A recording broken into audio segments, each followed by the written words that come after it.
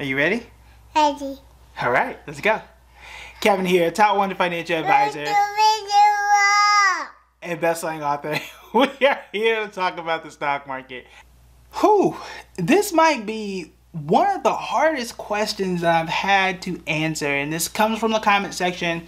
And the question was, which stock do I think is going to be the best? Which one do I think is going to be better? It's a better way to phrase that. Over the next 5 years, Amazon or Alphabet. Alphabet is also known as Google, ticker symbol G-O-O-G, or ticker symbol G-O-O-L. Doesn't really matter. We can go into details as to why there are two ticker symbols for the same thing, but that's beside the point. In either case, both are two of the most powerful companies on the face of the earth. Both have social issues, and then both are also doing stock splits this year. So which one is going to be best in the next 5 years? Which one would I prefer to have? I do currently own both, but I may be looking to make a change for at least one of these this coming summer. We'll see. So here's what I'm looking at. I'm going to take into some historical context. I think that's important, but the past didn't predict the future. So yes, I'm going to show you what both companies did in the past 5 years. I'm not going to just take that and say, oh look, and say that these trends are going to continue. I don't think that is the smartest thing to do. So I am going to look at that, but I'm really going to look at the strategies of how these businesses work, and you're going to hear me talk about margin. Margin in this context is how much these companies are making and what is the gap between what they spent and what their profit is. That gap is margin. So for example, grocery stores are known to run on very thin margins, which means that I bought something for $1, I'm selling it for 10 cents. That margin is really, really thin. But if I'm selling something for 10 cents, I'm making a profit of 10 cents times a million products, that's a lot of money. But again, margins are very small. Whereas other companies may have large margins because they spent very little for it and the price for it is much higher. So that's where I'm really going to focus here, and that's where my answer is going to be derived from. So let's go ahead and look at the chart real quick. Past 5 years, Amazon is the clear winner here in this case. In this case, you can see here, Amazon is up 287% compared to Google at 240%. Both are really good, okay? They both beat the stock market by a mile during this time. But, if I'm just looking at that, which I don't think is the best, smartest thing to do, is to look at the last 5 years and say, hey, let me just take that. They both beat the market. In fact, the stock market as a whole was only up 92% in the last 5 years. You got 240 and 286, 287. That's a clear answer to me, right? That's super clear. The problem here, though, is when you look at Amazon, and you can kind of see this, and I'll mark this on the video as well. But if I'm looking at the past 5 years, you'll see there's a point where Amazon just kind of stalls here. For whatever reason, it took off after the pandemic and really just started to stall. And I think that is I'm not going to call it my biggest concern, because I don't want to zoom in and say this 1 year means that forever and ever is going to stay in this space. I don't think that is a great analysis or a great piece of information. But there are some things that are happening with the company that concerns me that I don't think really exist for Google at this point in time. So let me give you this before I get into that, is over the past year, the answer is different, right? The first chart 5 years ago, it was Amazon easily. And now it's Google by a mile. And you see here, we're talking 35% gain in the last year, where Amazon could barely got you over 4%. Keep in mind, inflation was up during this time, so I really didn't make any money, if we're being honest, right? So inflation really took away what money I may have made in Amazon over the past year. But we want to know next 5 years. So my answer is Google. And the reason why I say that is just because the way that Google is organized and the way that Amazon is organized and what Amazon is looking to do. Now you got some people that say Amazon is looking to take over the world and they're trying to do everything, blah, blah, blah, blah, blah. That may be true, and if they are trying to take over the world and have a piece of business and every single thing out there, I don't necessarily think that's the best strategy to go, and I don't think that's going to make you the most money. We saw, I think it was GE back in the day, General Electric. They used to own everything, and then it got too costly. They had to cut things, and now GE is a company most people don't even know about anymore, right? At least most people my age. Like back in the day, GE was it. It was the company.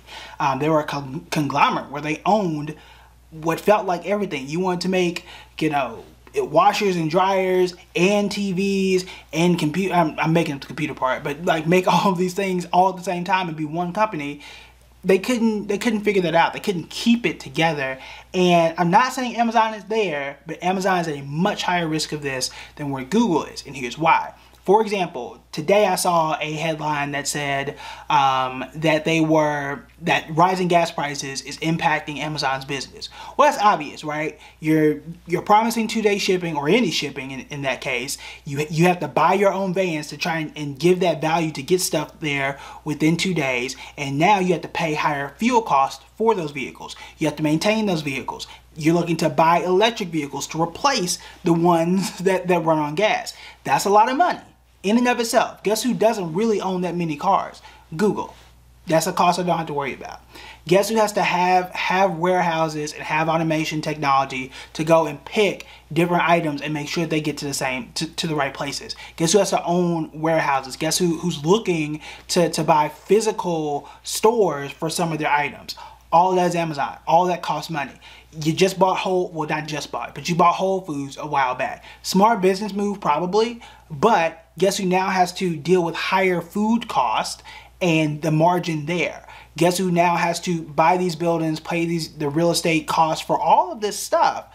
That's all on Amazon, and that cuts down that margin on what they have to pay for things and how much money, how much profit they're actually making from it. It is much thinner for Amazon than it is for Google. Even, right, they just, Amazon bought, what was it, MGM? They bought MGM so they can stream and create their own content on their streaming platform, similar to like a Netflix. I don't think, it's probably a good move for Amazon, but I don't think it is the best possible move, right? The best way to do this is take an approach like Google has. Google doesn't produce, well, they do produce some exclusive shows and content. They don't really do that much. It costs Google nothing for me to make this video. It don't. So they're not paying like a nice studio, like buying MGM. They don't have to do that. YouTube TV, they're not buying, like they'll stream ESPN, they'll pay for that, right? They'll pay for certain companies to be on the platform, but they don't have to make it. They don't have to buy all of ESPN to show me an NBA game. They didn't have to do that. I can watch whatever channel I was gonna watch and just use YouTube TV anyway. They can get the $64 or whatever they get from me every month. They don't have to pay for all that stuff. Similar to Disney, very, very similar to Disney, where Disney isn't making as much money because they have to pay for the TV rights for the SEC network or pay for all the equipment and stuff for ESPN, and it's not making them as much money. Like, they have to pay it. All I'm doing is streaming. So the cost for me is very low and my margins are very high.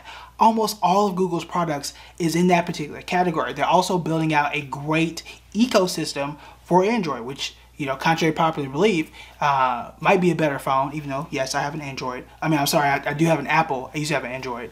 But from that to Chromebooks, to Google Home, to Google Maps, to Gmail, to YouTube, to Google Search, the list goes on. All that stuff is built in a nice ecosystem, and it's something that you rely on in that when you look for something, when you're looking for information, what is Google's stock today? What is Amazon's stock price? What was the profit? Who is the CEO of Amazon? You probably started off at Google or on YouTube, and the information was disseminated from there. Whereas you're only going to an Amazon if you're looking to buy something specifically. So in either case, I think it's Google. There's a case to be made in terms of advertising, since that's where Google's their largest revenue generator comes from. Amazon sells ads, so does Walmart, right? And I could say if I'm looking to sell hats or a vest or shoes, why would I spend on Google where you could be looking for everything under the sun? Why don't I just go and spend on Amazon instead? That's fair, but people who spend money on ads, it's not just for physical goods, right? I'm not gonna buy a course on Amazon. That's probably not where I'm gonna go for that.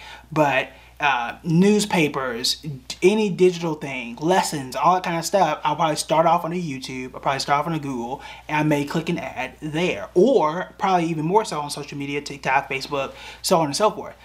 I think there's a space here, and that's not to say that Google is invincible by any stretch of the imagination, but in terms of, I'm looking at in terms of cost, how much is it costing you to make this money, and who's making the most? What is that margin going to be? How much do you have after all the bills are paid?